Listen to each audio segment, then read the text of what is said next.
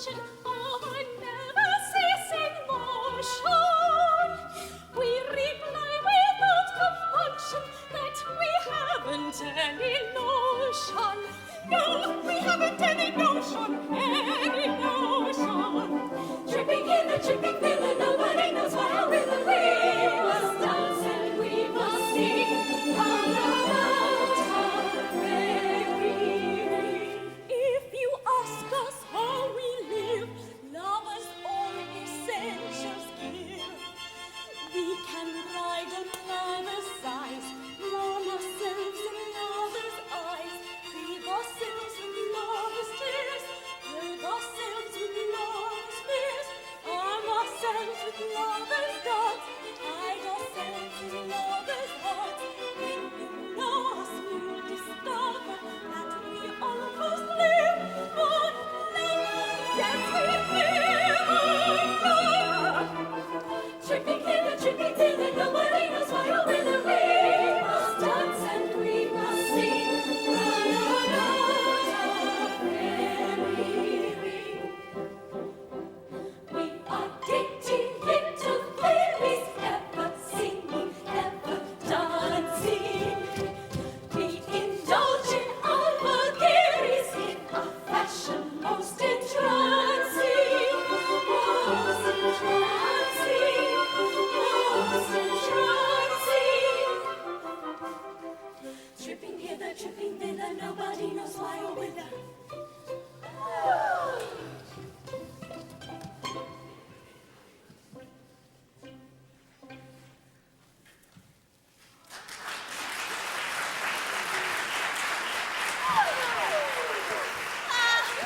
It is all very well, but since our queen banished Iolantha, fairy revels have not been what they were. Iolantha was the life and soul of fairyland. Why, she wrote all our songs and arranged all our dances. We sing her songs and we trip her measures, but we don't enjoy ourselves. To think that 25 years have elapsed since she was banished. What could she have done to deserve so terrible a punishment? Something awful. She married a mortal. Oh, is it injudicious to marry a mortal? Injudicious? Why, it strikes at the root of the whole fairy system. By our laws, the fairy who marries a mortal dies. But Iolantha didn't die. Oh, look! There's our queen.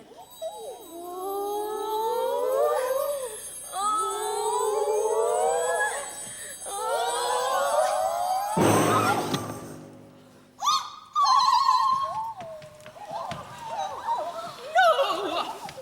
Iolantha did die because your queen, who loved her with a surpassing love, commuted her sentence to penal servitude for life on condition that she left her husband without an explanation and never communicated with him again.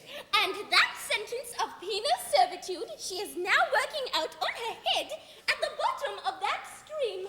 Yes, but when I banished her, I gave her all the pleasant places of the earth to dwell in. I'm sure I never intended that she should go and live at the bottom of a stream.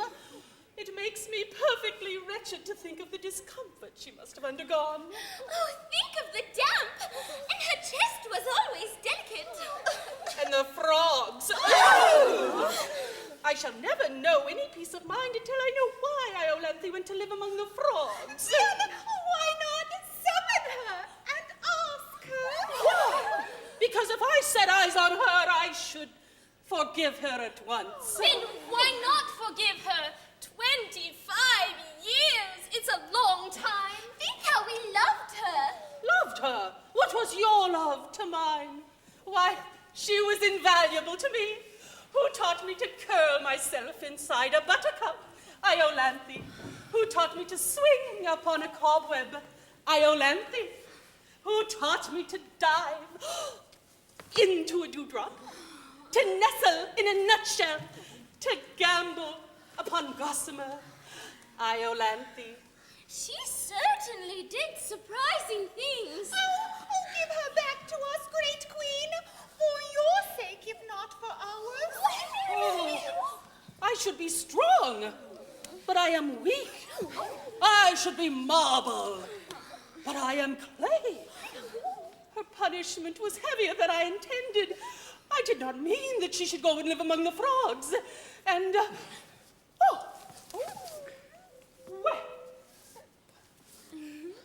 well, it shall be as you wish. It shall be as you wish.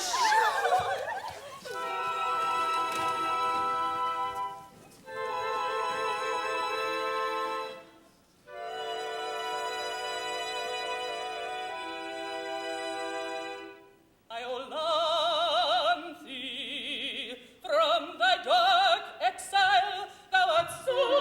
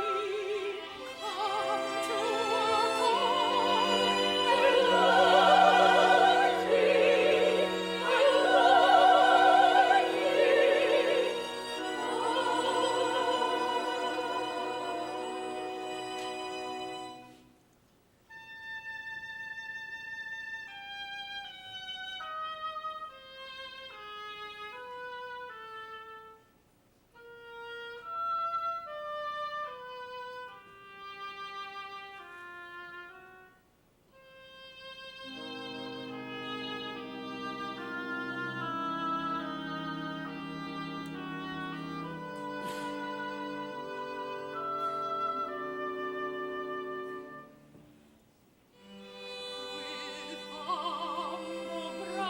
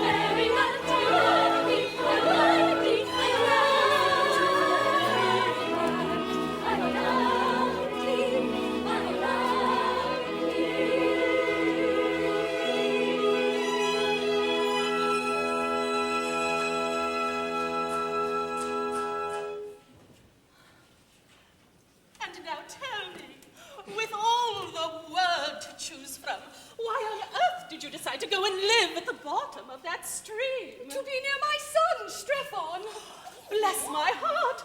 I didn't know you had a son. He was born soon after I left my husband, by your royal command. But he doesn't even know of his father's existence. How old is he? 24. Oh, 24? No one to look at you would think you had a son of 24. But that's one of the advantages of being immortal. We never grow old. Is he pretty? He's extremely pretty, but he's inclined to be stout. I see no objection to stoutness, in moderation. And what is he? He's an Arcadian shepherd, and he loves a girl named Phyllis, a ward in Chancery. A mere shepherd, and he half a fairy? Well, he's a fairy down to the waist, but his legs are mortal. Oh, dear me. I have no reason to suppose that I am any more curious than other people, But I confess, I should like to see a person who's a fairy down to the waist, but whose legs are mortal. Well, nothing easier, for here he comes.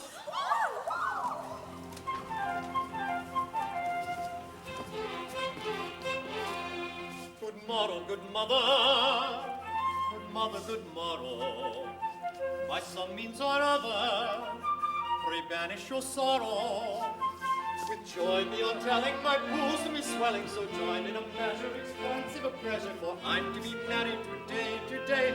Yes, I'm to be married today. Yes, he's to be married today. Yes, he's to be married today.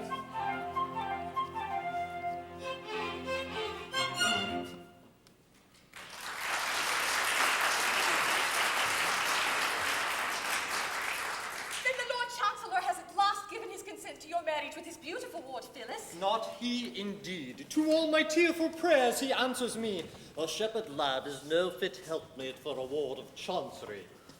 I stood in court, and there sang him songs of Arcady, with flageolet accompaniment, in vain.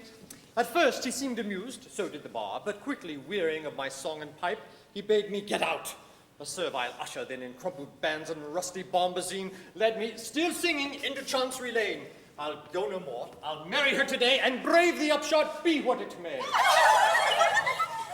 But what are these? Oh, rejoice with me, Strephon. My queen has pardoned me. Pardoned you, mother? Oh, this is good news indeed. And these Oh, no. are my beloved sisters. Your sisters? What, then they are my aunts. A pleasant piece of news for your bride on her wedding day. For my bride knows nothing of my fairyhood. I dare not tell her, lest it frighten her. She thinks me mortal, and prefers me so. Your fairyhood doesn't seem to have done you much good. Much good. My dear aunt, it's the curse of my existence. What's the use of being half a fairy? My body can creep through a keyhole, but what's the good of that when my legs are left kicking behind? I can make myself invisible down to the waist, but that's of no use when my legs remain exposed to view. My brain is a fairy brain, but from the waist downwards, I'm a gibbering idiot. My upper half is immortal, but my lower half grows older every day, and someday or the other must die of old age. What's to become of my upper half when I've buried my lower half? I really don't know. Oh, I see your difficulty, but with a fairy brain, you should seek an intellectual sphere of action. Let me see. I've a borough or two at my disposal. Would you like to go into Parliament? Very member, that would be delightful. I'm afraid I should do no good there. You see, down to the waist, I'm a Tory of the most determined description. But my legs are a couple of confounded radicals. And on a division, they'd be sure to carry me into the wrong lobby. You see, they're 2 to 1, which is a strong working majority. Don't let that distress you. You shall be returned as a liberal conservative. And your legs shall be our peculiar care. I see your majesty does not do things by halves. No, we are fairies down to the feet. Fare thee well, attractive stranger. Fare thee well, attractive stranger. Shouldst thou be in doubt or danger, peril or perplexity, call us and we'll come to thee. Yes, call us and we'll come to thee. Tripping hither, nobody knows what or whither we must now be taking wing to another fairy ring. Tripping hither, we must now be taking wing to another fairy ring.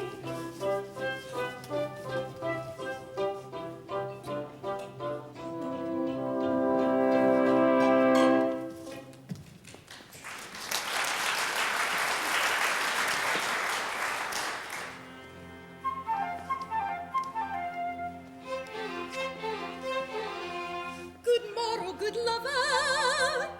Good lover, good morrow.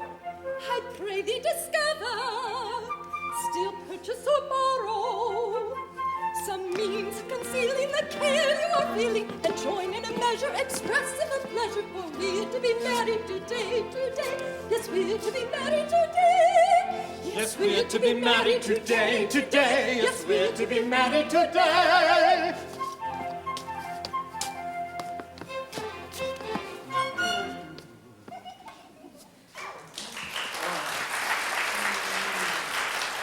My Phyllis, and today we're to be made happy forever. Well, we're to be married. It's the same thing. I suppose it is. But oh, Strephon, I tremble at the step I'm taking. I believe it's penal servitude for life to marry a ward of court without the Lord Chancellor's consent. I shall be of age in 2 years. Don't you think you could wait 2 years? 2 years? Have you ever looked in the glass? Oh, no, never. Here, look at that. And tell me if you think it rational to expect me to wait for 2 years. Oh, no, you're quite right. It is asking too much.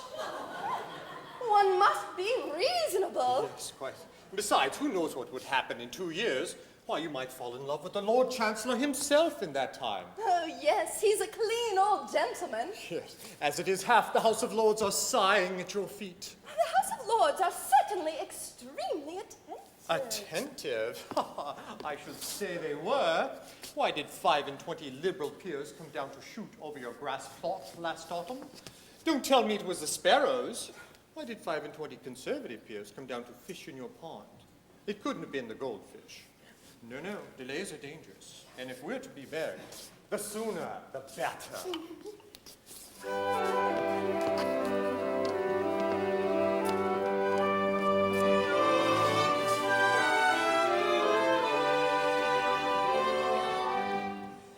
None shall part us from each other.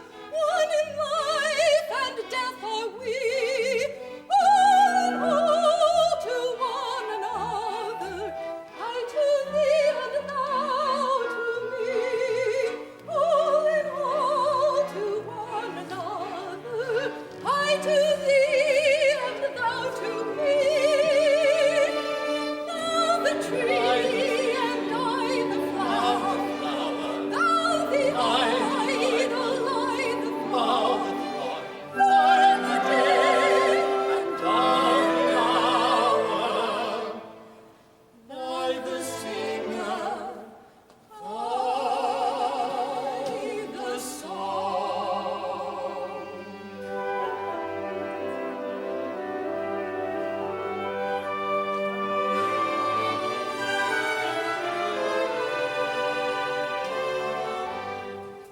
All in all, since that fond meeting, when in joy I woke to find mine the heart within thee beating, mine the love that heart enshrined, mine the heart within thee beating, mine the love that heart enshrined. Thou the stream and I the wheel. Thou the idol, I the clay. Thou the ocean, I the billow. Thou the sunrise, I the day. Thou the stream and I the billow. Thou the storm torn, I the clay. I the ocean, I the billow. Thou the sunrise, I the day.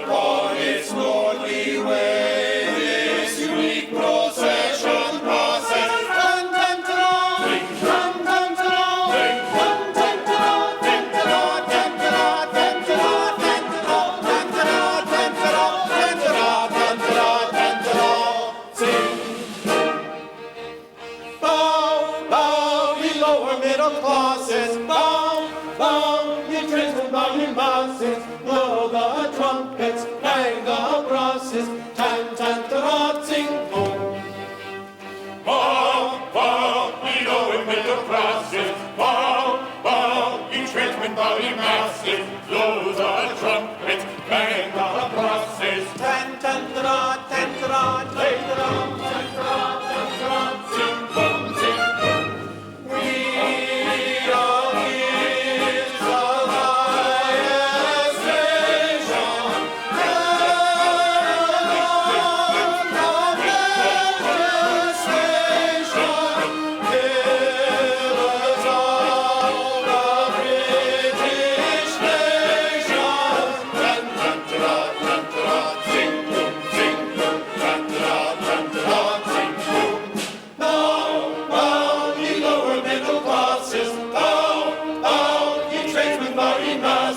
blow the trumpets, bang the brasses, tan, tan, ta, sing, boom.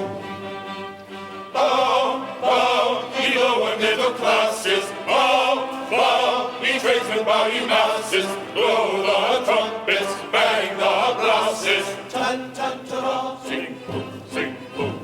Tan, tan, ta, sing, boom, sing, boom. Tan, tan, ta, sing, boom, sing, boom.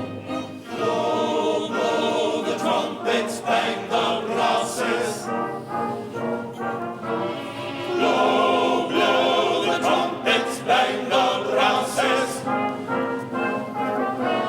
Blow, blow the trumpets. Blow, blow the trumpets.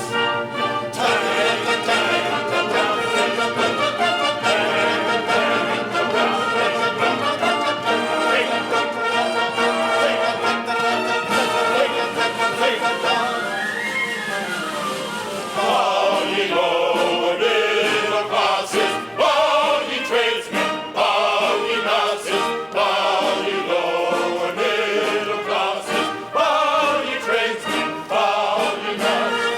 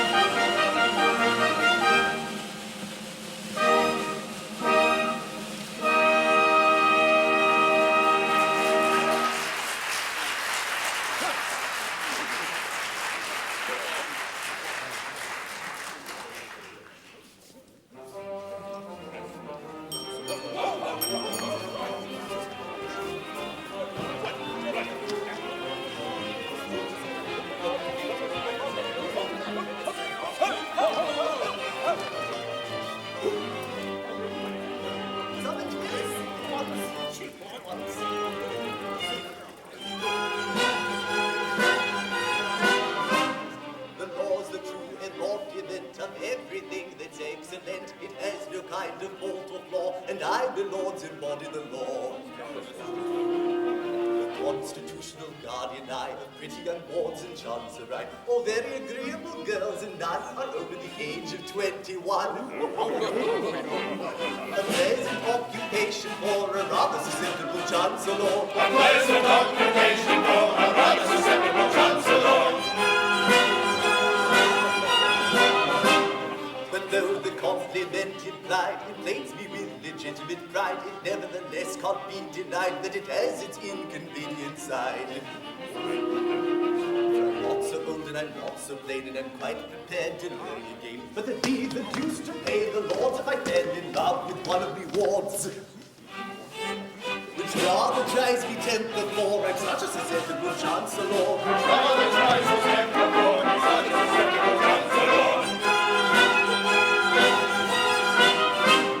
And everyone who bearing a ward must come to me for my accord, and in my court I sit all day, giving agreeable girls away. One for him, and one for you, and one for you, and one for you, and one for thou, and one for thee.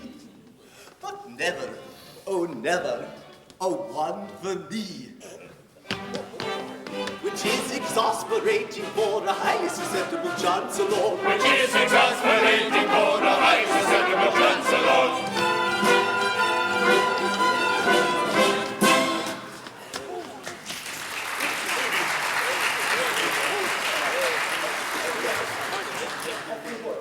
And now, my lord, to the business of the day.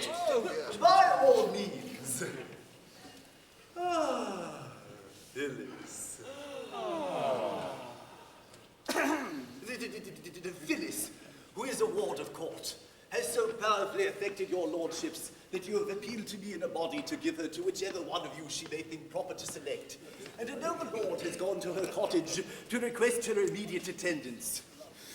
It would be idle to deny that I myself have the misfortune to be singularly attracted by this young person. My regard for her is rapidly undermining the Constitution. 3 months ago, I was a stout man. I need say no more. If I could reconcile it with me duty, I should unhesitatingly award her to myself.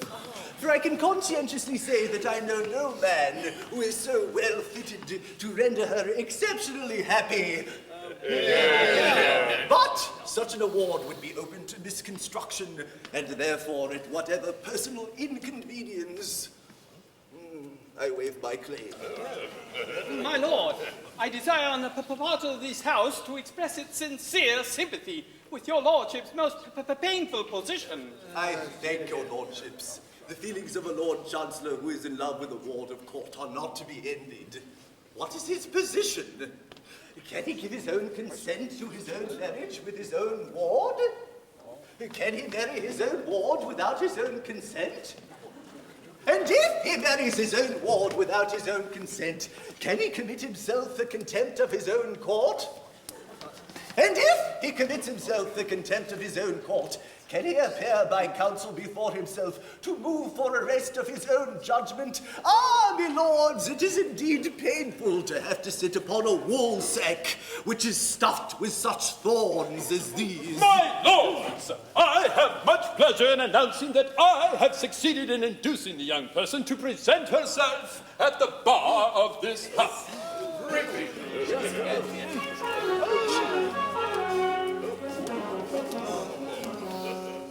My well-loved lord and guardian dear, you summoned me and I am here. Oh, Rachel, how beautiful, how gentle, how beautiful.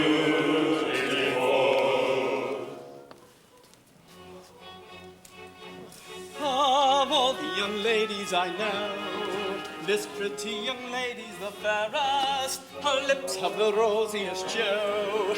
Her eyes are the richest and rarest. Her origin's lowly, it's true. But her birth and position are plenty. Her grammar and spelling for 2, and blood and behavior for 20. Her origin's lowly, it's true. Her grammar and spelling for 2. Her birth and position are 20. With blood and behavior for 20. Her birth and position are 20. Blood and behavior for 20.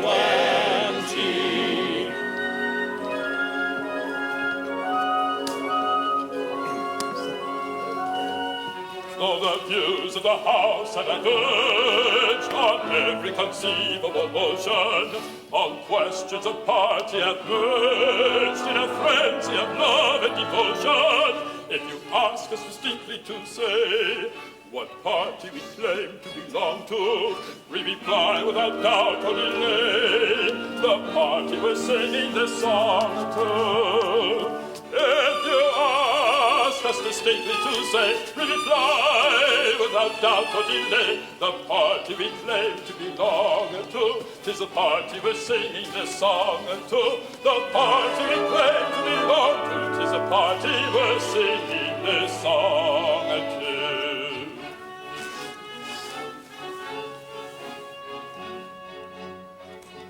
I'm very much pained stick to my pipes and my tables. I can spell all the words that I use, and my grammar's as good as my neighbor's. As for birth, I was born like the rest. My behavior is rustic but hearty, and I know where to turn for the best when I want a particular party. My station is none of the best. I suppose she was born like the rest. She knows where to look for a party when she wants a particular party. She knows where to look whenever I want a party. She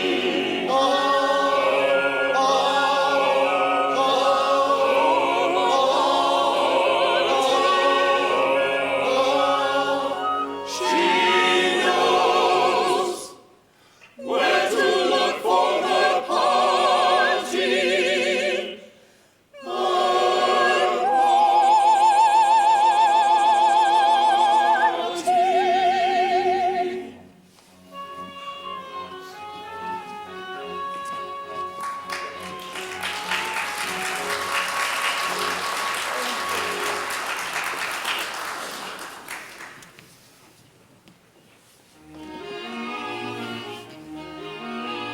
They tempt me not to rank, I'll not be bound.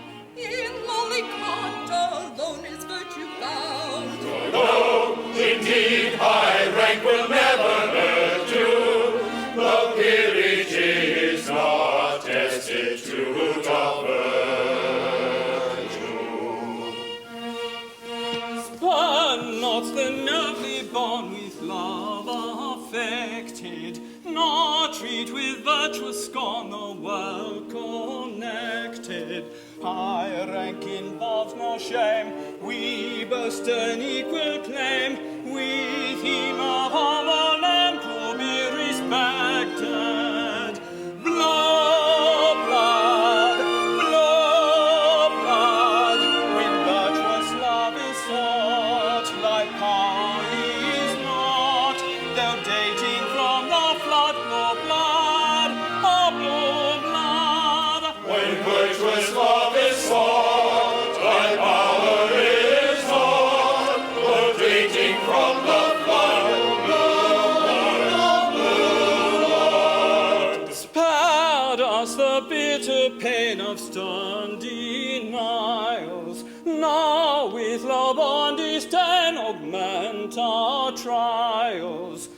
Hearts just as pure and fair may beat in Belgrave Square as in a lonely earth of 7 dials.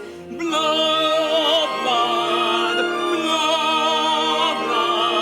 of what availeth thou to serve us now, though dating from the flood, blow blood, of blow blood. Of what availeth thou to serve us now, though dating from the flood, blow blood, oh blow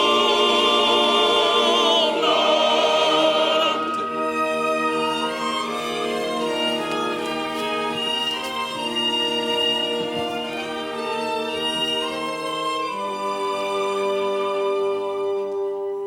My lords, it may not be, with grief my heart is riven. You waste your time on me, for my heart is given. Yes, given.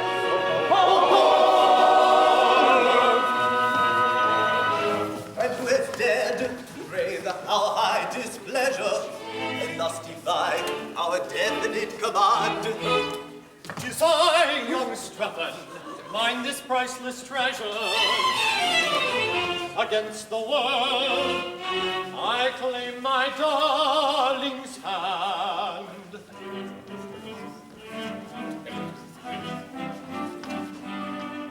A shepherd I, A shepherd he, of Arcady, betrothed are we, betrothed are they, and mean to be espoused today. A shepherd he, of Arcady,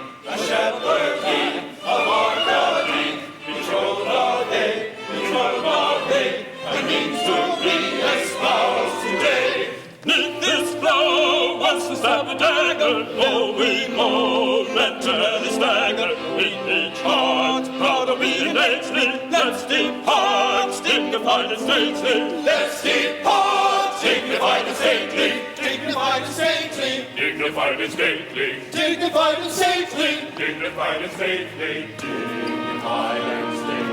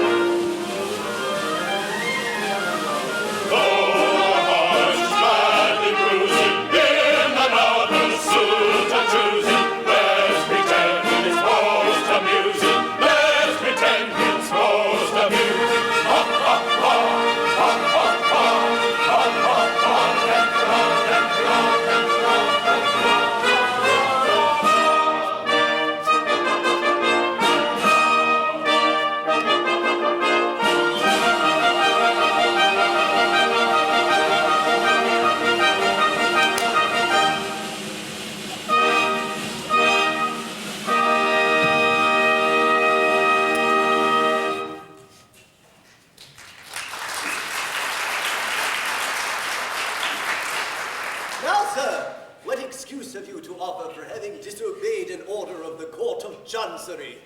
My lord, I know no courts of chancery. I go by nature's acts of parliament. The bees, the breeze, the seas, the rooks, the brooks, the gales, the vales, the fountains, and the mountains cry out, "You love this maiden, take her, we command you." 'Tis written in heaven by the bright barbed dart which leaps forth into lurid light. From each grim thundercloud, the very rain pours forth her sad and sodden sympathy. When chorus nature bids me take my love, shall I reply, "Nay, but a certain chancellor forbids it"? My lord, you are England's Lord High Chancellor, but are you Chancellor of birds and trees, King of the winds, Prince of thunderclouds? No. It's a nice point. I don't know that I ever met it before. But my difficulty is that at present there's no evidence before the court that chorused nature has interested herself in the matter. No evidence? But you have my word for it. I tell you that she bade me take my love. Ah, but my good sir, you mustn't tell us what she told you. It's not evidence. Now, an affidavit from a thunderstorm or a few words on oath from a heavy shower would meet with all the attention they deserve. And have you the heart to apply the prosaic rules of evidence to a case which bubbles over with poetical emotion? Distinctly. I have always kept me duty strictly before me eyes, and it is to that fact that I owe my advancement to my present distinguished position.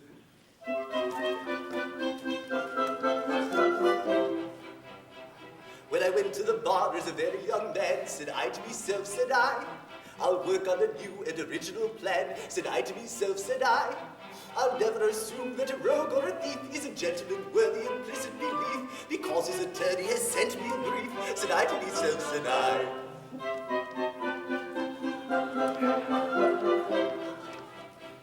Ere I go into court, I will read my brief through, said I to myself, said I.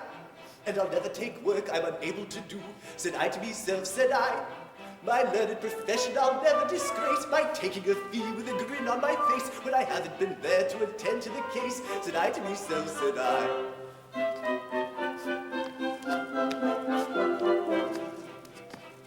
"I'll never throw dust in a juryman's eyes," said I to myself, said I.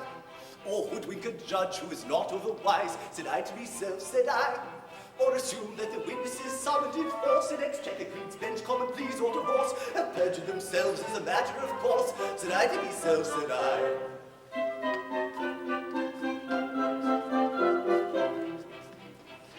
"In other professions in which men engage," said I to myself, said I. "The army, the navy, the church, and the stage," said I to myself, said I.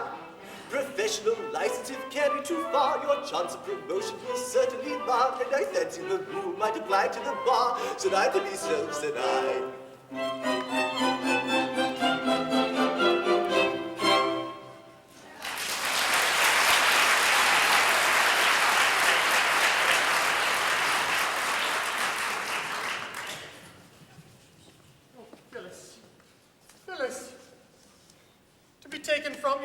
was at the point of making you my own. Oh, it's too much. It's too much. Oh. My son in tears, and on his wedding day? My wedding day. Oh, Mother, weep with me, for the laws interposed between us, and the Lord Chancellor has separated us forever. The Lord Chancellor? Oh, if he did but know. If he did but know what? Oh, no matter. But the Lord Chancellor has no power over you. Remember, you are half a fairy. You can defy him. Down to the waist. Yes, but from the waist downwards, he can commit me to prison for years. Well, what avail is it that my body is free if my legs are working out 7 years penal servitude? True. But take heart. Remember, our queen has promised you her special protection. I'll go to her and lay your peculiar case before her. Oh, my beloved mother. How can I repay the debt that I owe you?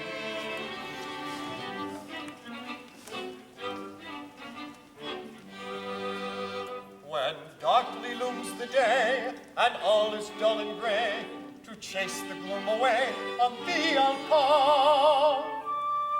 What was that? I think I heard him say that on a rainy day, to while the time away on party call.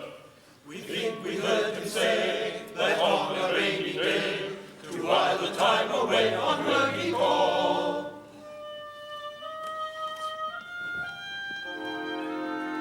When tempests wreck thy bark, and all is drear and dark, if thou shouldst need an ark, I'll give thee one.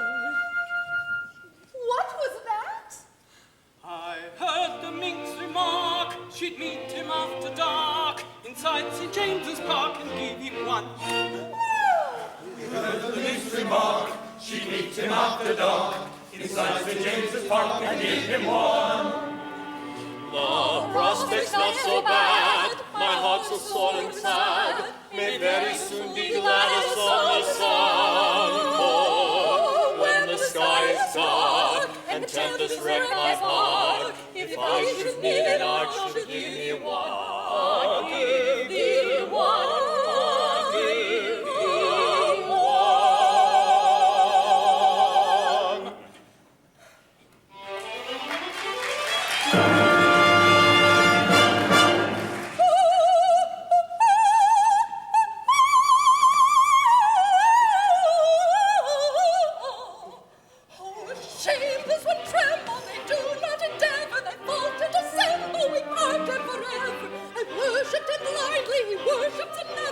Attend to me kindly, this lady's my mother. This lady's his what? This lady's my mother. This lady's his what? He says she's his mother.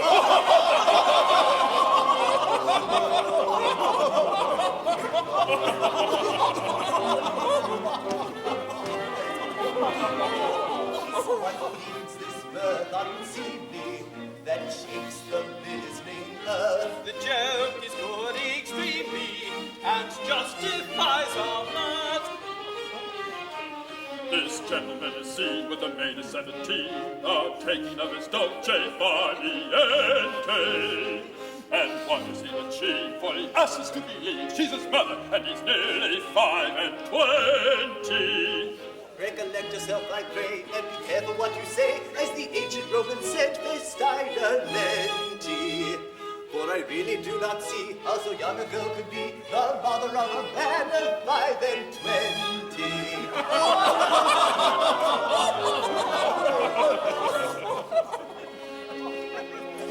My lord, of evidence I have no doubt. She is, has been, my mother from my birth. In babyhood, upon her lap I lay, with infant food she moistened my clay. Had she withheld the succor she supplied, by hunger quelled, your strength might have died. And that refreshment been denied, now Strephon might have died. And that refreshment been denied, indeed our Strephon might have died. But as she's not his mother, it appears why weep these hard, unnecessary tears. And by what law should be so joyously rejoice because our Strephon did not die? Oh, rather let us pipe our eyes, because our Strephon did not die. That's very true, let's pipe our eyes, because our Strephon did not die.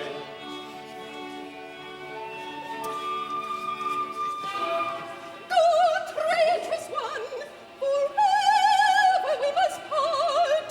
To one of you, my lord, I give my heart. Oh, rapture! Hear me, Phyllis. Oh, rapture! Ah, you leave me. Not a word, you did deceive me.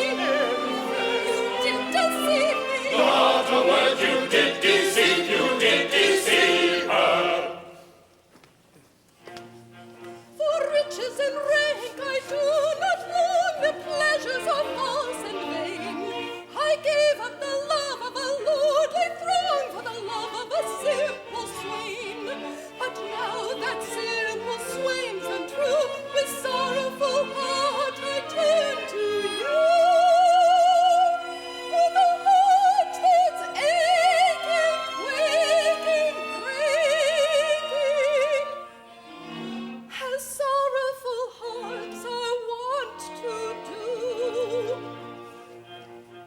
The riches and rank that you before are the only baits you use.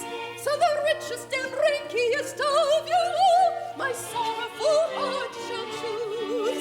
As none are so noble, none so rich, as this couple of lords of fine arrange. In the heart that's aching, breaking, quaking, for one of you two, and I don't care which. To you I give my heart so rich. To which? I do not care. To you I yield, it is my due. I'm not aware. I'm yours for life, and you but yours. She's whose? That's your affair. On the account shall I not? Of what? I do not care. Lovely little lady, Strephon's awfully shady. Ranks in the title, Countess is the title, yes, Countess, Countess, the title, the title. Not a what, I not aware, but a what, I not aware. Can I inactive see my fortunes fade? No, no. Oh, No, no. oh, Mighty protectress, hasten to my aid.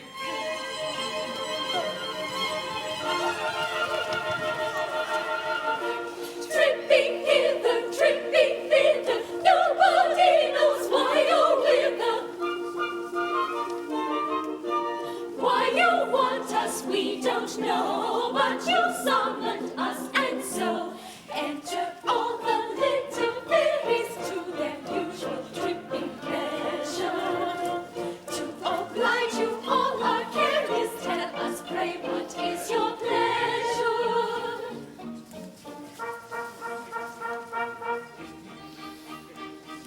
The lady of my love has caught me talking to another. oh, fine, our Strephon is a rogue. I tell her very plainly that the lady is my mother.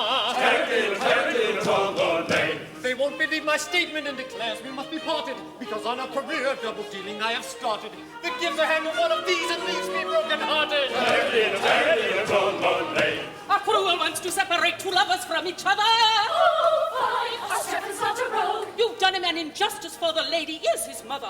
Taradiddle, tollolay. The devil perhaps her service turn as well as any other. I didn't see her face, but if they thought of one another, and she's but 17, I don't believe it was his mother. Taradiddle, Tollolay. I have for a thoroughbred excuse of a sudden which is English for a pente. But of all I ever heard, this is much the most absurd, for she's 17 and he is 5 and 20. She is 17 and he is only 5 and 20.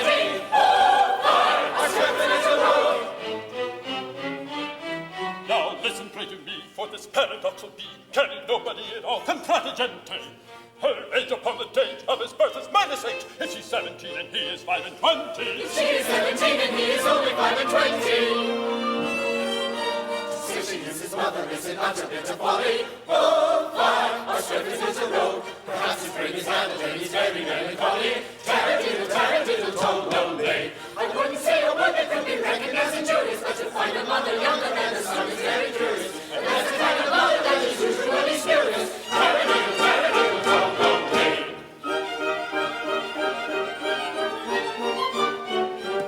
Go away, madam, I should say, madam, you display, madam, shocking taste. It is rude, madam, to intrude, madam, with your brood, madam, brazen face. You come here, madam, interfere, madam, with a pair, madam, I am one. You're aware, madam, what you dare, madam, so take care, madam, and be gone. Let us say, madam, I should say, madam, they display, madam, shocking taste. It is rude, madam, to allude, madam, to your brood, madam, brazen face.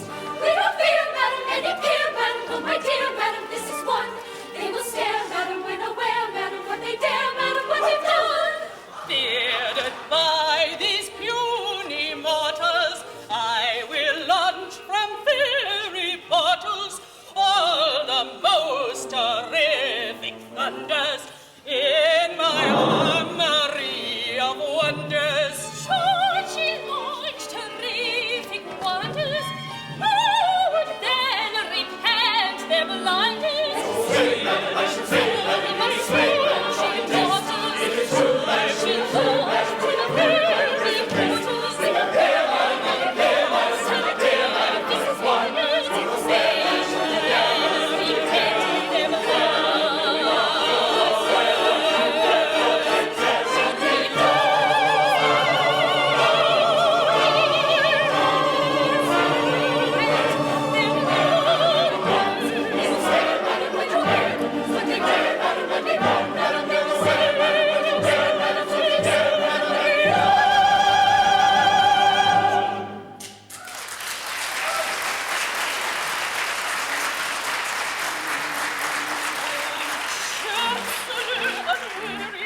It's highly necessary your tongue to teach respectful speech, your attitude to vary, your badinage so airy, your manner arbitrary, are out of place when face to face with an influential fairy. We never knew we were talking to an influential fairy. A plague on this vagary, I'm in a nice quandary. Of hasty tone with dames unknown, I ought to be more chary. It seems that she's a fairy from Anderson's library, and I took her for the proprietor of a ladies' seminary. For the proprietor of a ladies' seminary.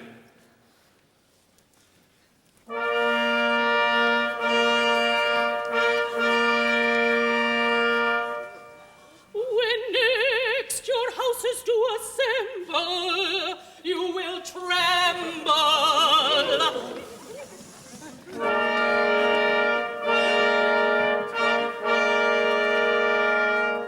Our wrath when gentlemen offend us is tremendous.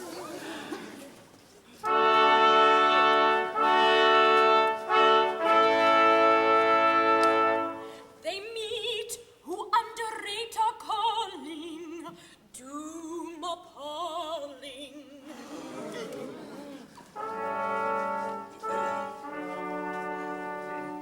Take down our sentence as we speak it, and he shall wreak it.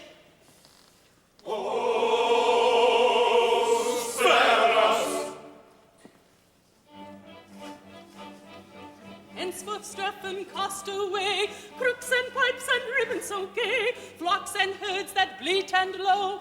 Into Parliament you shall go. Into Parliament he shall go, backed by the supreme authority. He'll command a large majority. Into Parliament, Parliament, Parliament, he shall go. Into Parliament he shall go. Into Parliament, Parliament, Parliament, he shall go. Into Parliament he shall go. In the parliamentary hive, liberal or conservative, Whig or Tory, I don't know, but into Parliament you shall go. Into Parliament he shall go, backed by the supreme authority. He'll command a large majority. Into Parliament, Parliament, Parliament, he shall go. Into Parliament he shall go.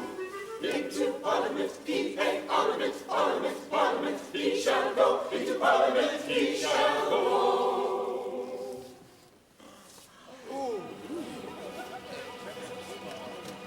Every bill and every measure that may gratify his pleasure, though your fury it arouses, shall be passed by both your houses.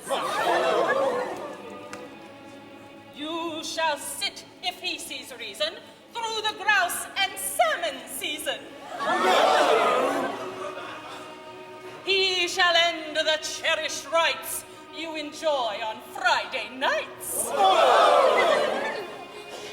He shall prick that annual blister, marriage with deceased wife's sister. Titles shall ennoble then all the common councilmen. Peers shall tame in Christendom, and a duke's exalted station be attainable by competitive examination.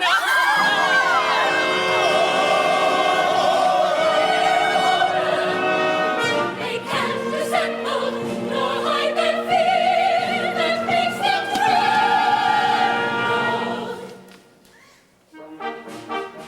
The standard of the unaccounted people they have wanted cash and say what he was there is out the consequence.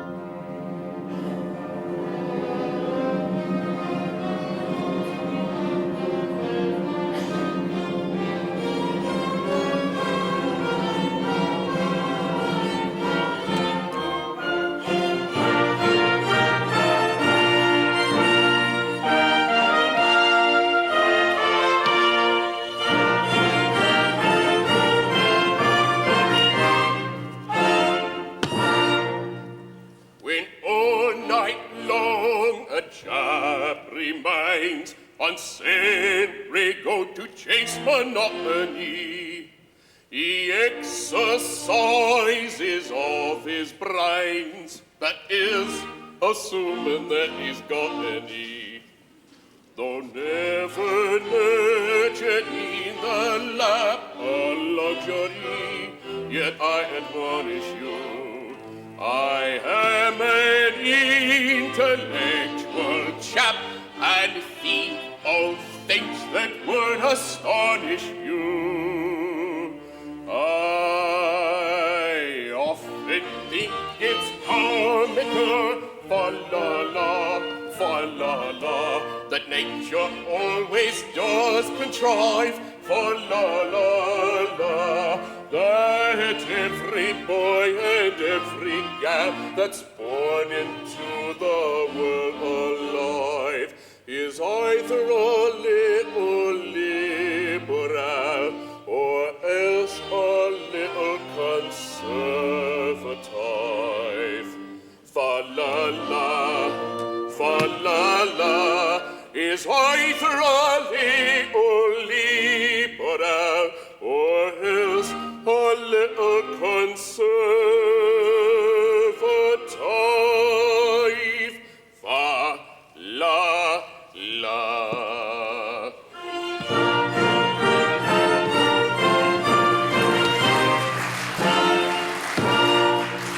When in that house MPs divide, if they've a brain and cerebellum too, they've got to leave that brain outside and vote just as the leaders tell them to. But then the prospect of a lot of dull MPs in close proximity, or thinking for themselves, is what no man can face with equanimity.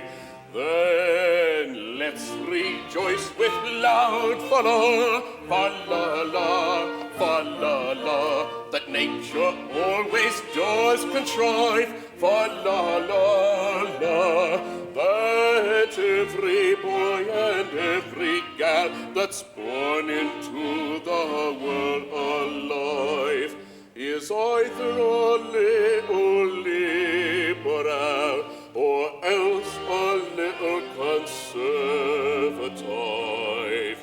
Fa-la-la, fa-la-la, is either a little liberal or else a little conservative.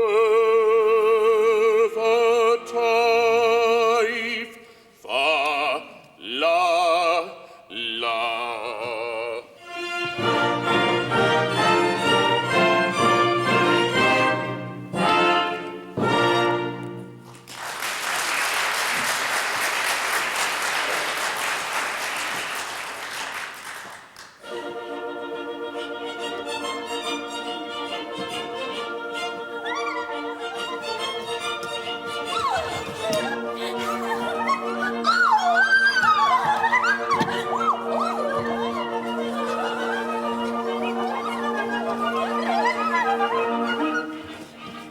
Strephon's a member of Parliament, carries every bill he chooses to his measures all assent, showing that fairies have their uses. Whigs and Tories dim their glories, giving an ear to all his stories. Lords and commons are bothered the blues. Strephon makes them shake in their shoes, shaking their shoes, shaking their shoes, shaking their shoes, shaking their shoes. Strephon makes them shake in their shoes and their shoes. Strephon's a member of Parliament, running amok of all abuses. His unqualified assent, somehow nobody now refuses. Whigs and Tories in their glories, giving an ear to all the stories, carrying every bill they wish. Here's a pretty kettle of fish, kettle of fish, kettle of fish, kettle of fish, kettle of fish. Here's a pretty kettle of fish. Strephon's a member of Parliament, carries every bill he chooses to his measures all assent, carries every bill they wish, carries every bill they wish. Here's a pretty kettle of fish.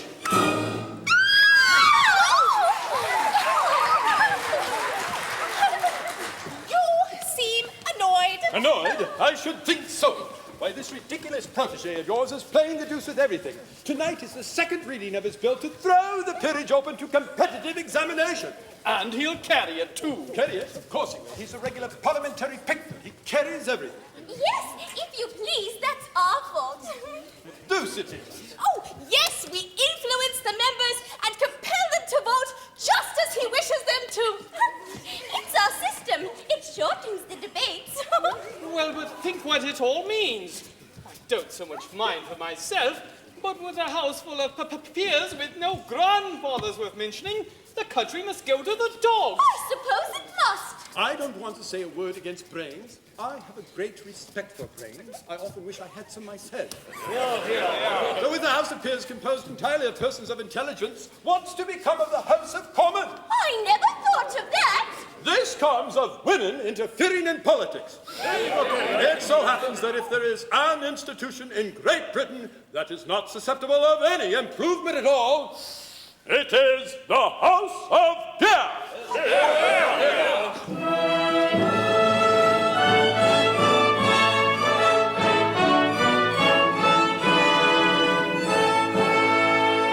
When Britain really ruled the waves in good Queen Bess's time, the House of Peers made no pretense of intellectual eminence or scholarship sublime. Yet Britain won her proudest days in good King Bess's joyous days. Yet Britain won her proudest days in good Queen Bess's glorious days. Yes, Britain won her proudest days in good Queen Bess's glorious days. When Wellington thrashed Bonaparte, as every child can tell, the House of Peers throughout the war did nothing in particular, and did it very well. Yet Britain set the world ablaze in good King George's glorious days. Yet Britain set the world ablaze in good King George's glorious days. Yes, Britain set the world ablaze in good King George's glorious days. And when the House of Peers withholds its legislative hand, and noble statesmen do not itch to interfere in matters which they do not understand, as bright will shine Great Britain's rays, as in King George's glorious days, as bright will shine Great Britain's rays, as in King George's glorious days. As bright will shine Great Britain's rays, as in King George's glorious days.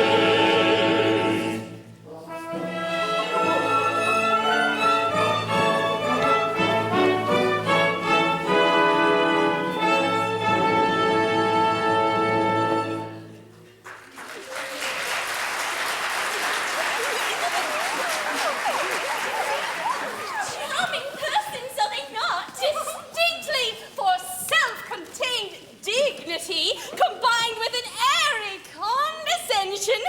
Give me a British representative peer! Then pray stop this protégé of yours before it's too late. Think of the mischief you're doing. But we can't stop him now. Oh, aren't they lovely?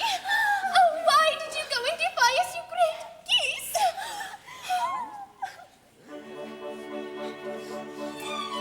In vain to us you plead. Don't go. Your prayers we do not heed. Don't go. It's true we sigh, but don't suppose a tearful eye forgiveness shows. Oh no. We're very cross indeed. Yes, very cross. Don't go. It's true we sigh.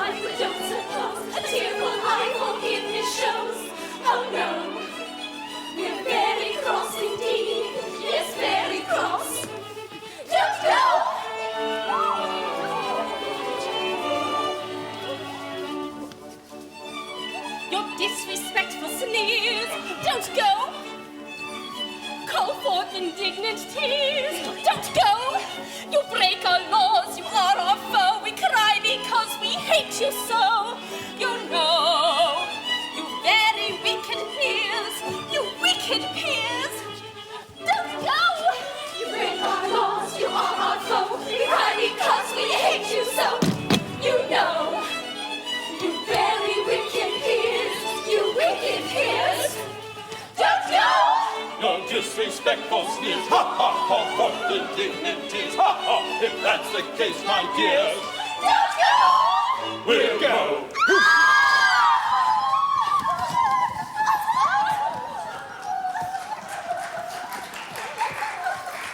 Oh, shame! Shame upon you! Is this your fidelity to the laws you are bound to obey? Know ye not that it is death to marry a mortal? Yes, but it is not death to wish to marry a mortal. If it were, you would have to execute us all. Oh, this is weakness. Subdue it. We know it is weakness, but the weakness is so strong. We are not all as tough as you are. Tough? Do you think that I am insensible to the effect of manly beauty? Look at that man! A perfect picture. Who are you, sir?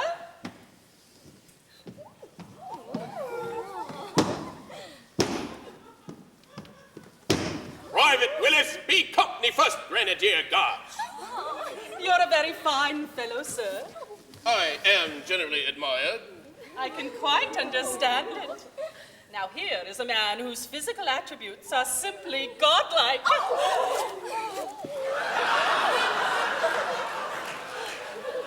That man has a most extraordinary effect upon me. If I yielded to a natural impulse, I should fall down and worship that man. But I mortify this inclination, I wrestle with it, and it lies beneath my feet. That is how I treat my regard for that man.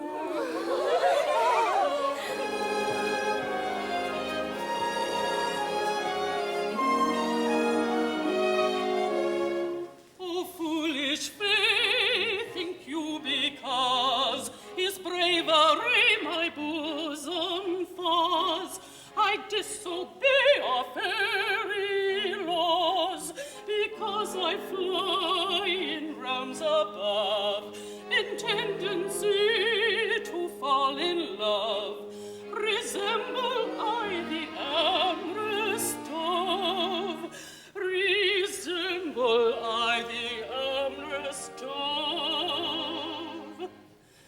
Oh, amorous dove, type of Ovidius Naso, this heart of mine is soft as thine, although I dare not say so.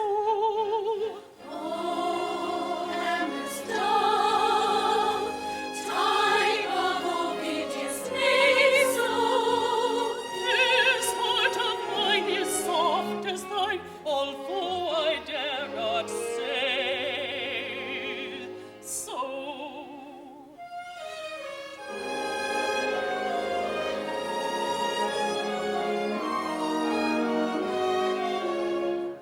On fire that glows with heat intense, I turn the hose of common sense, and out it goes at small expense.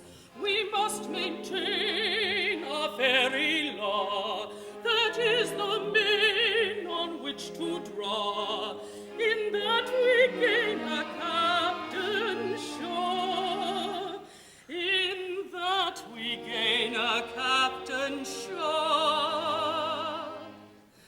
Oh, Captain Shaw, type of true love kept under, could thy brigade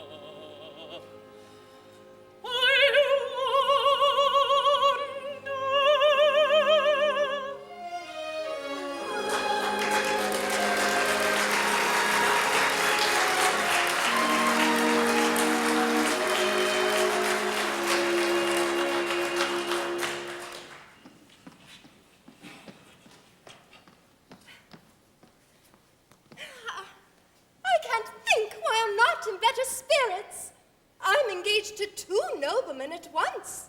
That ought to be enough to make any girl happy. But I'm miserable. Don't suppose it's because I care for Strephon, for I hate him. Well, no girl could go about with a man who goes about with a mother considerably younger than himself. Phyllis, my darling. Phyllis, my own. Oh, don't! How dare you! But perhaps you're the 2 noblemen I'm engaged to. Oh, I am one of them. I am the other. Oh, well then, my darling, my own. Well, have you settled which it's to be? Not altogether. It's a difficult proposition. It would be hardly delicate to toss up. On the whole, we'd rather leave it to you. How can it possibly concern me? You are both rich, you are both earls, and you are both plain. So we are. At least I am. So am I. No. I'm indeed very plain. Well, perhaps you are. Oh, well, I say there is really nothing to choose between you. If, however, one of you would forego his title and distribute his estates among his Irish tenantry, why, then I should see a reason for accepting the other. Talala, are you prepared to make this sacrifice? No. Not even to oblige a lady? No, not even to oblige a lady. Then the only question is which one of us will give way to the other. Perhaps, on the whole, she would be happier with me. I don't know. I may be wrong. No, I don't know that you are. I really believe she would. But the awkward part of the thing is, if you rob me of the girl of my heart, we must fight, and one of us must die. It's a family tradition I've sworn to respect. It's a painful position, for I have a very strong regard for you, George. My dear Thomas. You're very dear to me, George. We were boys together. At least I was. If I were to survive you, my existence would be hopelessly embittered. Well then, dear Thomas, you must not do it. I say it again and again, if it will have this effect on you, you must not do it. No, if one of us must destroy the other, then let it be me. No. Oh yes, by our boyish friendship, I implore you. Well, be it so. But no, I cannot consent to an act which would crush you with unavailing remorse. But it will not do so. I would be very sad at first. Oh, who would not be? But it would wear off. I like you very much, Thomas, but perhaps not as much as you like me. George, you're a noble fellow, but that telltale tear betrays you. No, George, you're very fond of me, and I can't not give you a week's uneasiness on my account. It will not last a week. Remember, you lead the House of Lords, and on your demise, I shall take your place. Oh, Thomas, it would last a day. Oh, now I hope you are not going to fight about me, because it really isn't worthwhile. Well, I don't believe it is. Not I. The sacred ties of friendship are paramount. Though perhaps I may incur your blame, for things are few I would not do in friendship's name. And I may say I think the same, not even love should rank above true friendship's name. Then free me, pray be mine the blame, forget your craze and go your ways in friendship's name, in friendship's name. Oh, many a man in friendship's name has yielded fortune, rank, and fame, but no one yet in the world so wide has yielded up a promised bride. Accept, oh friendship, all the same. The sacrifice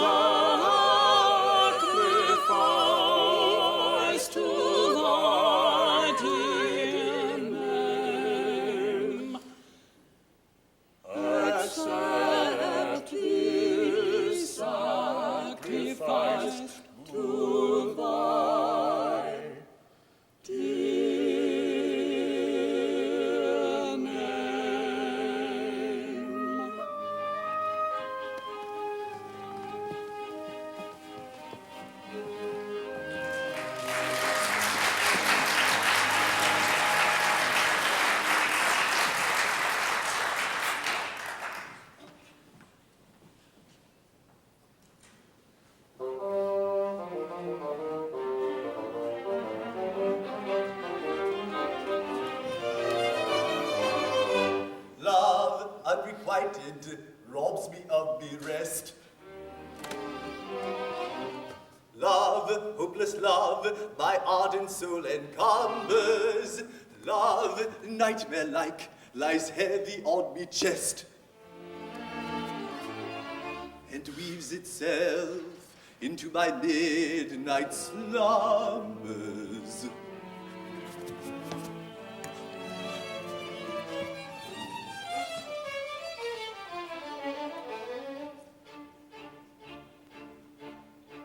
When you're lying awake with a dismal headache and repose is tabooed by anxiety, I conceive you may use any language you choose to indulge in without impropriety.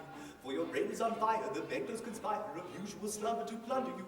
First your counterpane goes and uncovers your toes, and your sheet slips demurely from under you.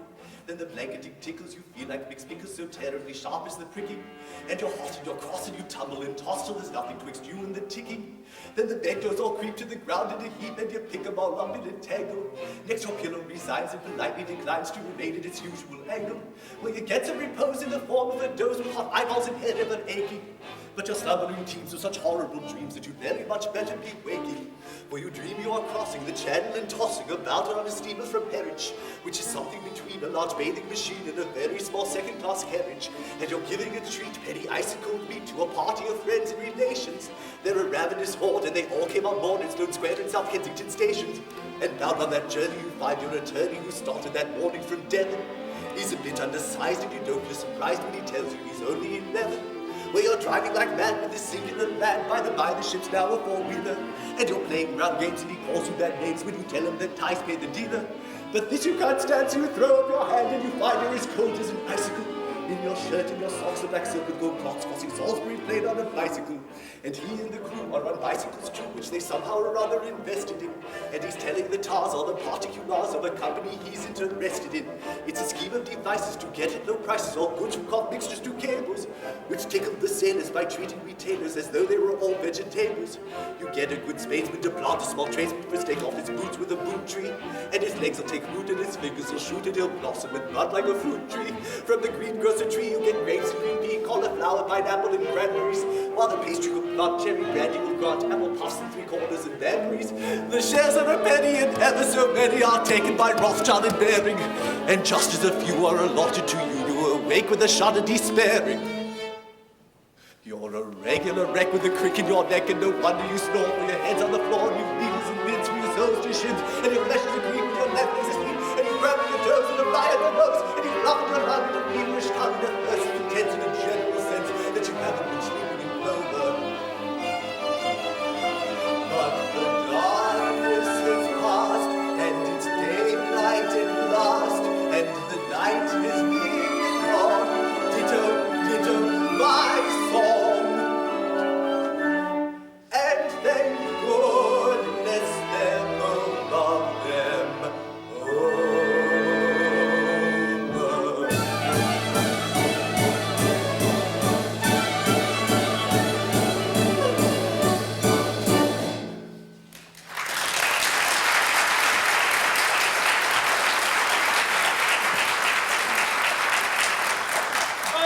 Distressed to see your lordship in this condition. Ah, my lords, it is seldom that a Lord Chancellor has reason to envy the position of another, but I am free to confess that I would rather be 2 earls engaged to Phyllis than any other half-dozen noblemen upon the face of the globe. Yes, it's an enviable position when you're the only one. Oh yes, most enviable. At the same time, seeing you thus, we naturally say to ourselves, this is very sad. Your lordship is as constitutionally as blithe as a bird. He trills about the bench like a thing of song and gladness. His series of judgments in F sharp minor, given on Dante in 6/8 time, are among the most remarkable effects ever achieved in the court of chancery. He is perhaps the only living instance of a judge whose decrees have earned the honor of a double encore. So, how can we bring ourselves to do that which will deprive the Court of Chancery of one of its most attractive features? I feel the force of your remarks, but I am here in 2 capacities, and they clash, my lord, they clash. I deeply grieve to say that in declining to entertain my last application to myself, I presumed to address myself in terms which render it impossible for me ever to apply to myself again. It was a most painful scene, my lord, most painful. This is what it is to have two capacities. Let us be thankful we are persons of no capacity whatever. Come, come. Remember, you're a very just and kindly old gentleman, and you need have no hesitation in approaching yourself, so long as you do so respectfully and with the proper show of deference. Do you really think so? I do. Well then, I will nerve myself to another effort, and if that fails, I resign myself to my fate. How about a song?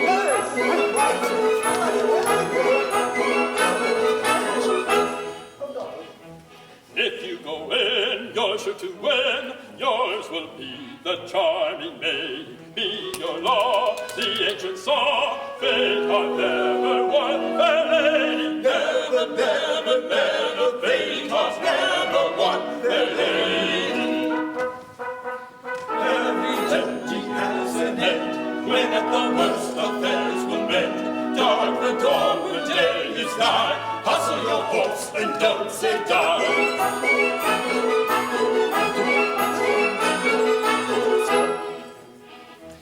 He who shies at such a prize, he's not worth a model lady. He's so kind to bear in mind, faint hearts never won their lady. Never, never, never, faint hearts never won their lady.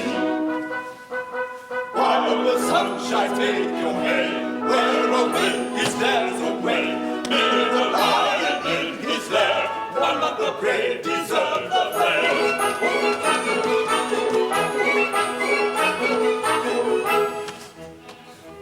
I'll take heart and make a start, though I fear the prospect's shady. Much I'd spend to gain my end. Fate hath never won their lady. Never, never, never, fate hath never won their lady. Nothing venture, nothing win. Blood is thick, but water's thin. In for a penny, in for a pound. It's love that makes the world go round. Nothing venture, nothing win. Blood is thick, but water's thin. In for a penny, in for a pound. It's love that makes the world go round.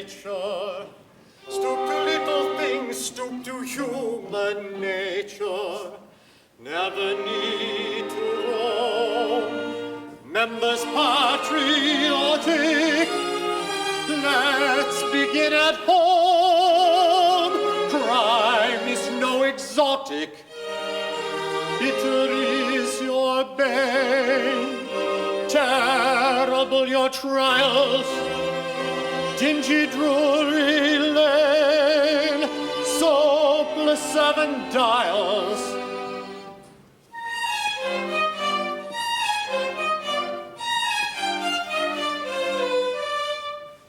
Take a wretched thief gathered from the gutter, hustle him about, strap him to a shutter.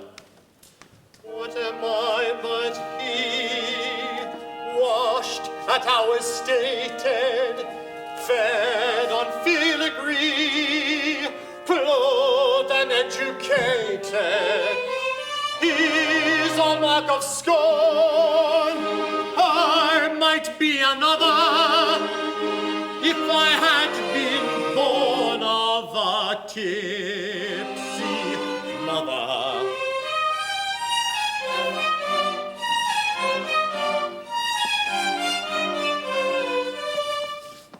Take a wretched thief through the city sneaking, pocket handkerchief ever seeking. What am I but he, robbed of all my chances, picking pockets by force of circumstances? I might be as bad, as unlucky rather, if I'd only had Fagin for a father.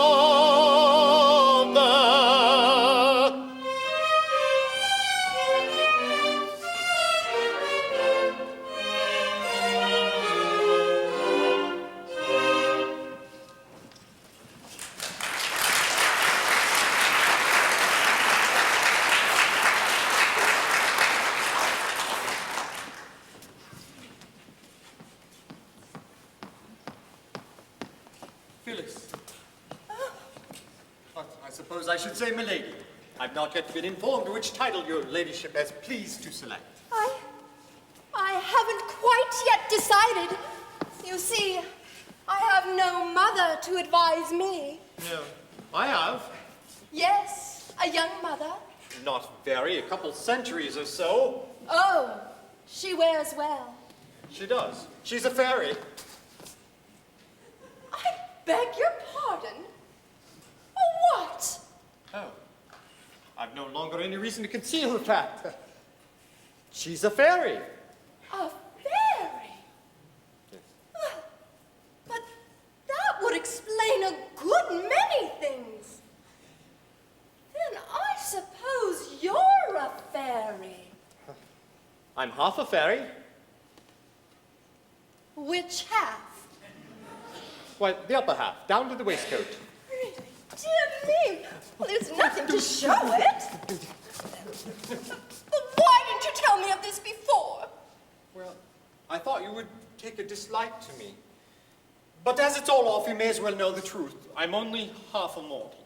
Oh, but I'd much rather have half a mortal I do love than half a dozen I don't. Oh, I think not. Go to your half dozen. It's only two, and I hate them. Please forgive me. I don't think I ought to. Besides, all sorts of difficulties will arise. Do you realize that my grandmother looks quite as young as my mother, and so do all my aunts? Oh, I quite understand. Whenever I see you kissing a very young lady, I shall know that it's an elderly relative. You will? Then, Phyllis, I think we shall be very happy. We won't wait long. No, we might change our minds. We'll get married first. And change our minds afterwards. That's the usual course.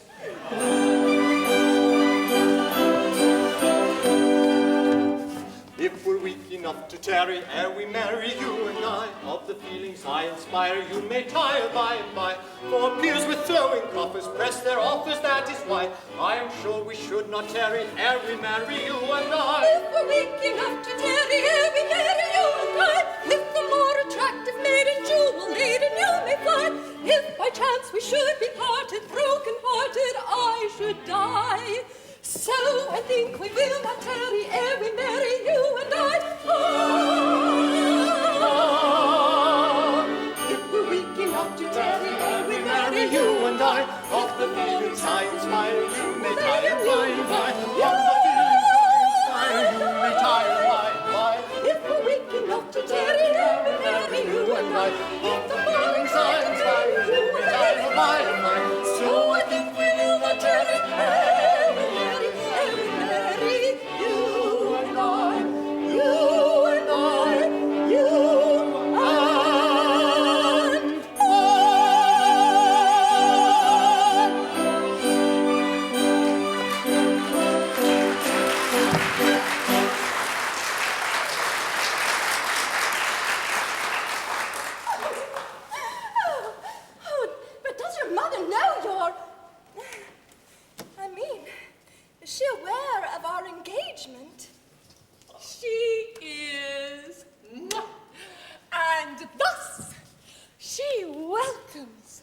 her daughter-in-law. Oh, she kisses just like other people. Oh, but the Lord Chancellor. The Lord Chancellor? I forgot about him. Mother, none can resist your very eloquence. You will go to him and plead for us. No, impossible. But our happiness, our very lives depend on obtaining his consent. Oh, madam, you must not refuse to do this. Say you know not what you ask. The Lord Chancellor is my husband. Your husband? Yes, my husband. And your father.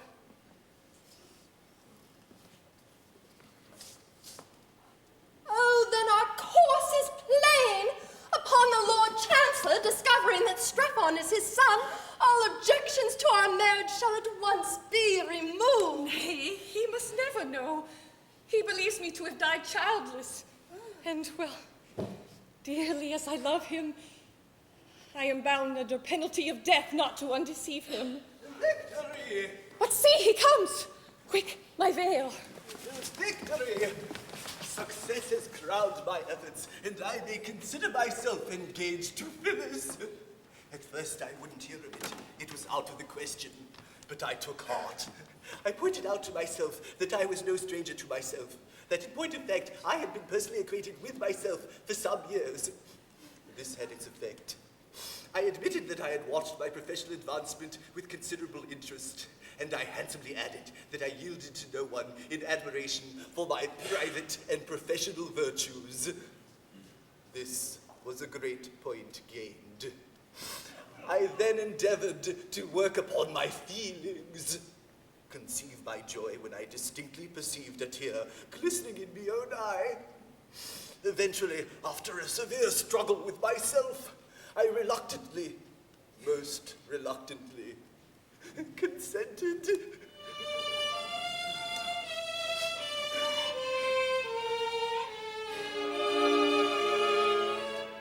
My lord, a suppliant at your feet I kneel.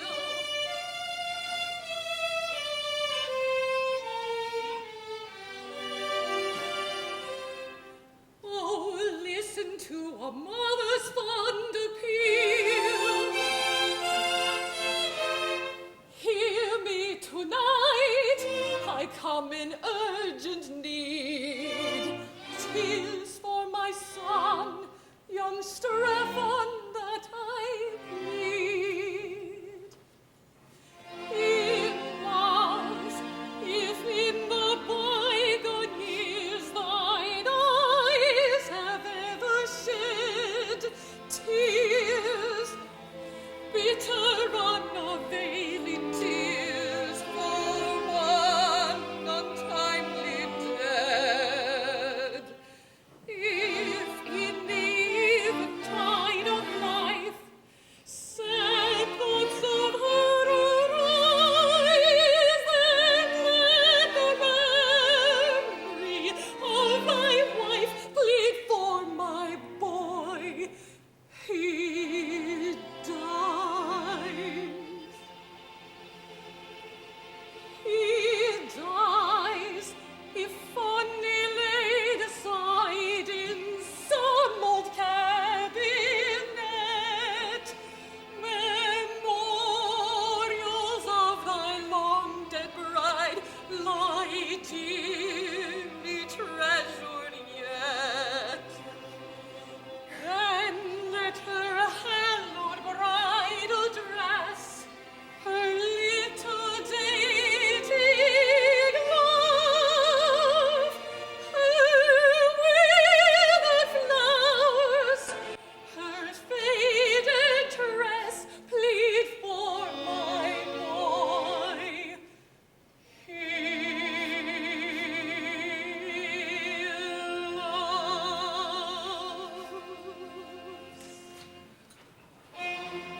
It may not be, for so the fates decide. Learn thou that Phyllis is my promised bride. Thy bride? No, no. It shall shall be so. Those who would separate us, woe betide. My doom thy lips have spoken, I plead in vain. Oh, thou already broken, I break again. For him, for her, for thee, I yield my life. Behold, it may not be. I am thy wife.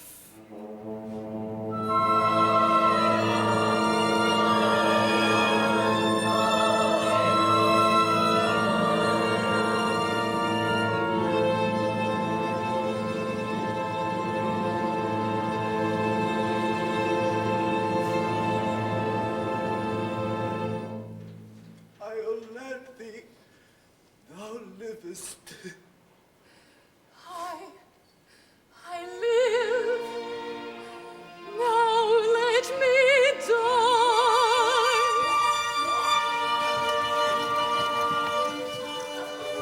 Once again thy vows are broken. Thou thyself thy doom hast spoken.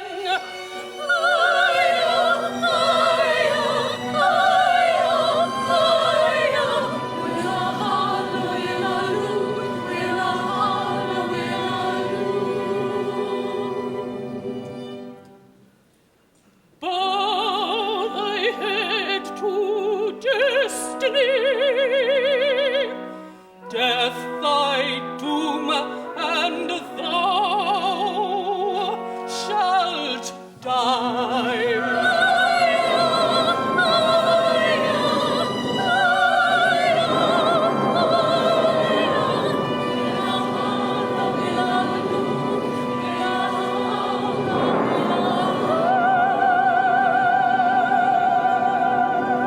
Hold! If Iolantha must die, so must we all. For as she has sinned, so have we. What? Yes, we are all fairy duchesses, marchionesses, countesses, viscountesses, and baronesses. It's our fault. They couldn't help themselves. It seems they have helped themselves, and pretty freely, too. You have all incurred death. But I can't slaughter the whole company. And yet the law is clear. Every fairy must die who marries a mortal. Allow me, as an old equity draftsman, to make a suggestion.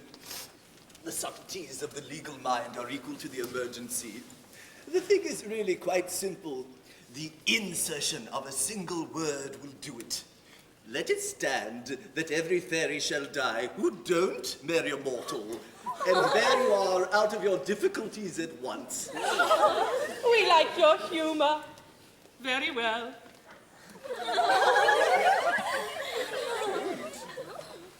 Private Willis!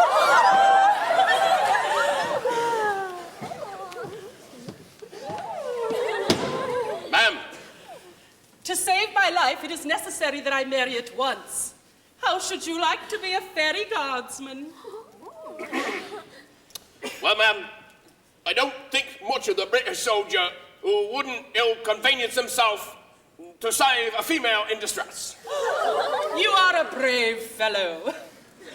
You're a fairy from this moment.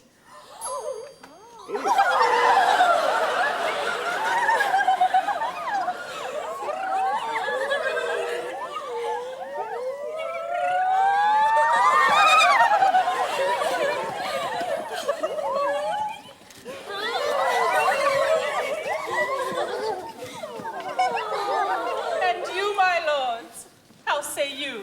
Will you join our ranks?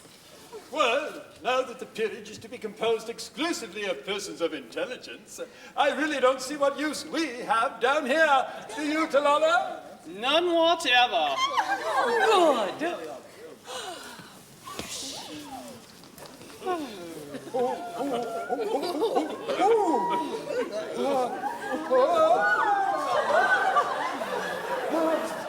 Then away we go to Fairyland.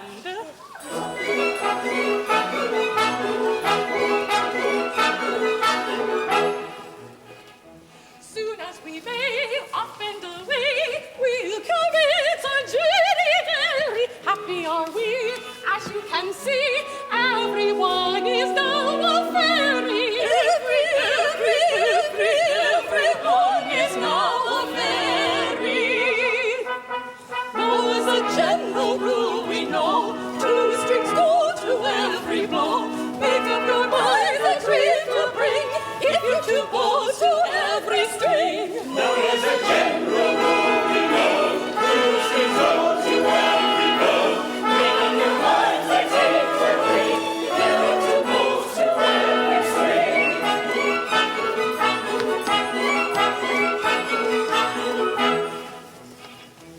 Up in the sky, ever so high, pleasures come in endless series. We will arrange happy exchange, house of peers for house of peers. Peeries, peeries, peeries, house of peers for house of peeries.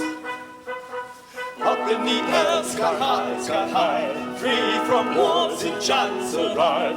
I will be surely happier, for I'm such a susceptible Chancellor.